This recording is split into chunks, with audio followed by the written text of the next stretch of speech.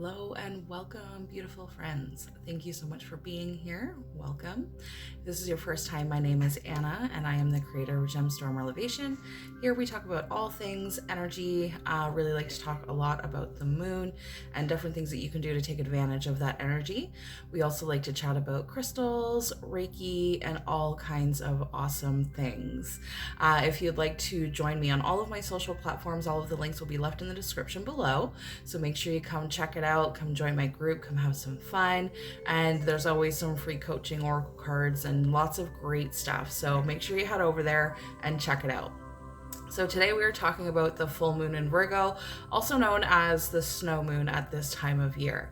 So we have also entered Pisces season. So that means things are going to be a little extra emotional because Pisces is a water sign and it generally does bring up emotions and things that we need to deal with, heal, let go, forgive, release, all of that kind of stuff.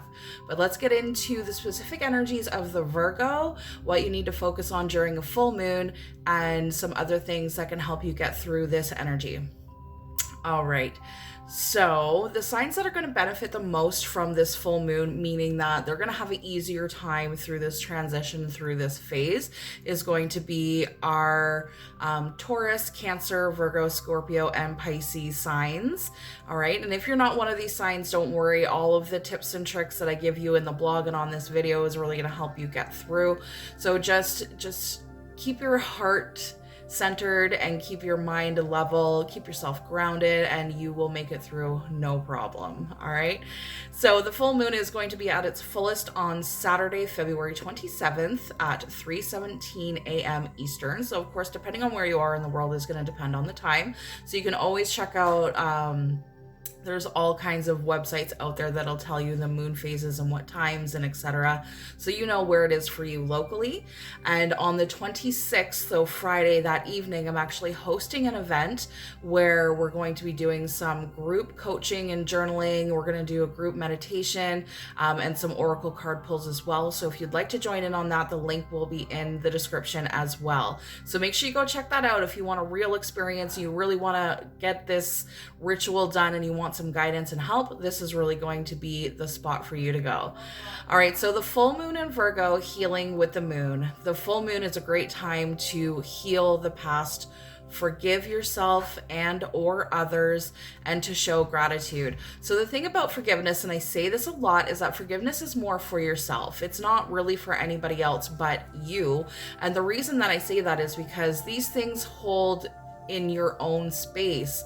It's held within your own body, creating patterns, behaviors, and things that aren't so ideal. And we want to remove and release those things so that we can make space in the body energetically to receive the things that we actually do want. Because when we're stuck in these emotions and we're stuck with these things that aren't serving us, we're actually just bringing more of that in because it's the universe reminding us like, hey, you need to heal this, you need to let this go. So it's just like knock, knock, knock. Hello, this is still here and present for you. So let's take care of it so that you can make space in your body for new things, right? So if we're stuck in old emotions, behaviors, or negative emotions, we just will not have the space to bring in new things. And the reason that I talk about that so much is because when we get into the new moon phase, this is where we're planting the seeds of our manifestations. So if we don't have space in the energetic body for that, then it's going to have a really hard time to come to you, especially if there's things that need to be healed. So to help you make space, I really do recommend adopting a forgiveness and gratitude practice for the week of the full moon. So this is 3 days before, the day of, and 3 days after. The energy is really intense during that time. And if you can work on some forgiveness and really look at gratitudes that you have for where you're at in your life right now, regardless on how difficult things may be, then you can really overcome anything that's coming your way. So let's talk about what the meaning of the full snow moon is. So our ancestors have named each moon for the entire year pretty much based on whatever is going on at that time. So in February, depending on your location, of course, is always when we get the most snow. It's where we have this cleansing is happening within the earth. The snow is cleansing everything, blanketing in white, really taking out all color and everything that is around us, but it's preparing us for the new beginnings that are coming for spring, right? Because spring is all about new beginnings, growth, and all of that good stuff. And this is also kind of related to like a second chapter of the new year, right? Because it's the second month after the new year. In this chapter, it's the time to come out of rest and hibernation. So usually as winter is approaching, it is within our genetic DNA for us to kind of set things back a little bit, to rest, relax, and to get into that hibernation mode, because that's just part of our DNA that was ingrained in us through our ancestry, right? But this is the time to come out of that and get ready for spring, because it's just around the corner. So it's where the intentions that we set in the first chapter, January, are beginning to gain momentum. So we will begin to see the changes in the environment and life, because spring is the very definition of change. This is not just the month of love, but it is the month of new beginnings for the year ahead of us. So the full moon in Virgo, what are the Virgo energies? So we're going to talk about the Virgo traits. These are energies that are just going to be out in the universe. And these are the things that you need to put out there if this isn't something that's normal for you. Like if it's a trait that you don't typically have, you want to do your best to bring that forward for yourself, because that's going to help you get the most out of this moon, to help you release, so that when the new moon comes, you'll have space and you'll have that energy already within you that you can start manifesting the things that you truly desire. So we're looking at both positive and negative. So positive are the things that you definitely want to bring in. The negative ones, those are the ones that if you are having any struggles with that, you need to dig a little bit deeper and find out why maybe that's an issue for you. Is that a programming? Is that a behavior? Is that something that you can do? Is that something you can change? Is that something that you can do better? You know, just those kinds of questions. And these are the things that we're going to talk about when we do the full moon experience. So if you do sign up for it, you get your ticket. These are the things that I'll be coaching you on to help you get to the bottom of, so that it can just help bring that awareness for you. So let's begin with the positive traits of the Virgo. So Virgo is hardworking, creative, reliable, patient, kind, logical, observant, faithful, responsible, modest. They are action takers. They're analytical, organized, and humble.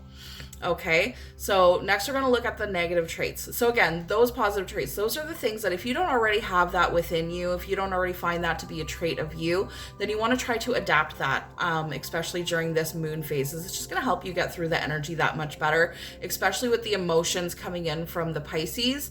If you can like hold strong into some of those things, then it's just going to help you overcome the other side even better.